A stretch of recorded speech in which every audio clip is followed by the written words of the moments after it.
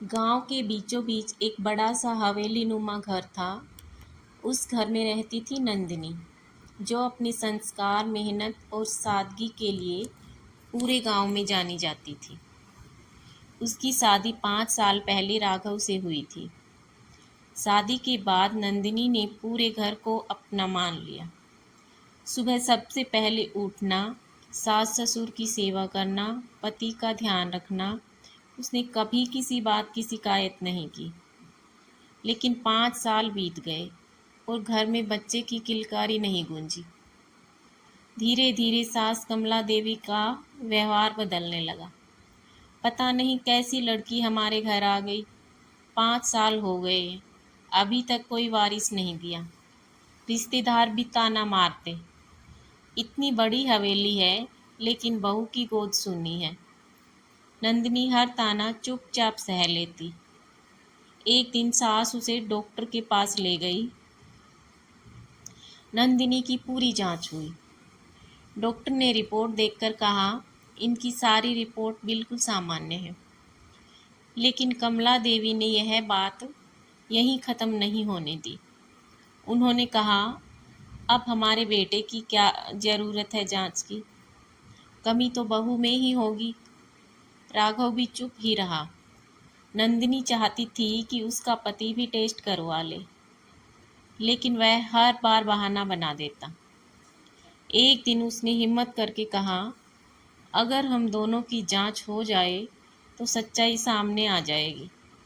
राघव गुस्से में बोला, तुम कहना क्या चाहती हो? कमी मुझ में है?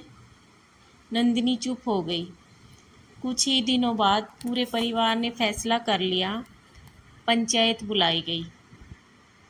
कमला देवी ने सबके सामने कहा, हमारे खानदान को वारिस चाहिए। यह लड़की बांझ है, हम इसे अब इस घर में नहीं रख सकते। नंदिनी रोती रही। वह बार बार कहती रही, माँ जी मेरी रिपोर्ट ठीक है, एक बार राघव की भी जांच करवा लीजिए। लेकिन किसी ने उसकी बात नहीं सुनी। आखिरकार उसे घर से निकाल दिया गया। वह अपने मायके पहुंची। उसके माता पिता ने उसे गले लगा लिया, लेकिन समाज ने वहाँ भी उसका पीछा नहीं छोड़ा। लोग कहते, बांझ बेटी वापिस आ गई।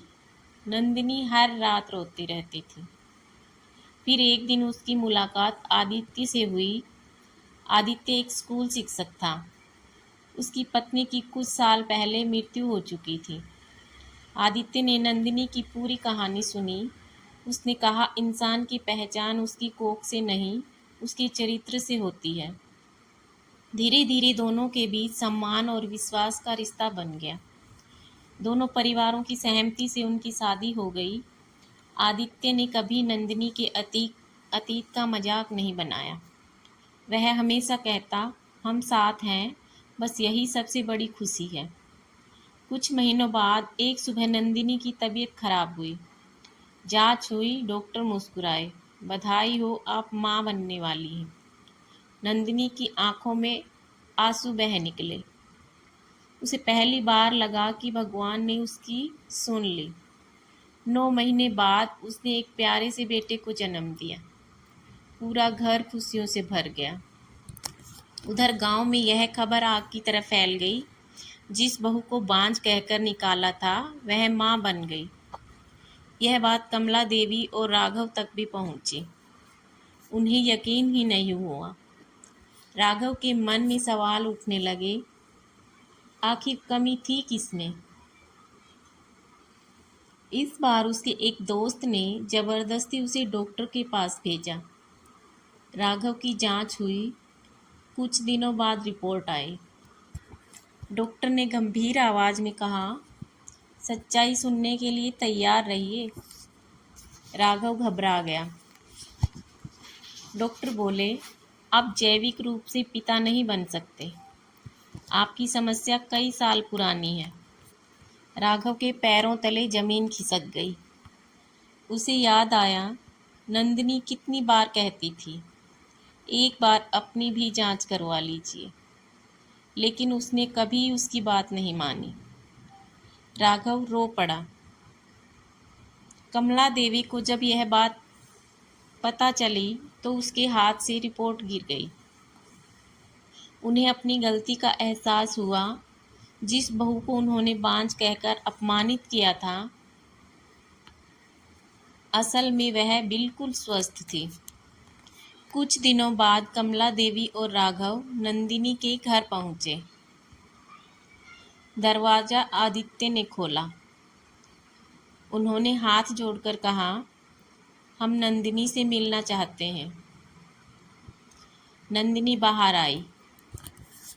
कमला देवी उसके पैरों में गिर पड़ी। बेटी, हमें माफ़ कर दो, गलती हमारी थी। राघव रोते हुए बोला, मैंने तुम्हारा विश्वास नहीं किया, मुझे माफ़ कर दो। नंदिनी ने शांत स्वर में कहा, जिस दिन मुझे इस घर से निकाला गया था, उस दिन सिर्फ मेरा घर नहीं टूटा था, मेरा विश्वास भी टूट गया था। कुछ पल की खामोशी छा गई। फिर उसने अपने बेटे को गोद में उठाया और कहा, ईश्वर ने मुझे दूसरी जिंदगी दी है, अब मेरा परिवार यही है। आदित्य मुस्कुराकर उसके पास खड़ा हो गया। कमला देवी समझ गई कि अब बहुत देर हो चुकी है। वे खाली हाथ लौट गई। उस दिन पूरे गांव को एक सीख मिली, बच्चा न होना हमेशा स्त्री की गलती नहीं होती। किसी महिला को बिना सच्चाई जाने बांझ कहना केवल उसका नहीं, इंसानियत का अपमान है।